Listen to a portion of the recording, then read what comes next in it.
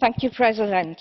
The lack of awareness of EFSI is a problem. I know this very well from my constituency in Wales.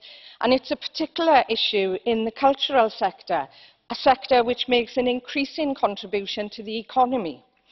This report recognises that sectors such as social infrastructure, health and education are underrepresented, receiving only 4% of approved EFSI financing.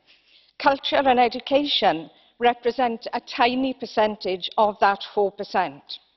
I'm pleased that the Commission has already announced that it is front-loading the Creative Europe Guarantee Facility through EFSI.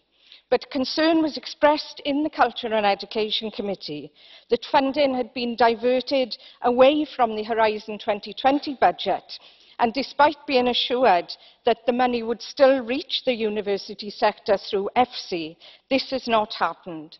So that must be put right and the funding restored. Thank you. Danke sehr. Nun kommen wir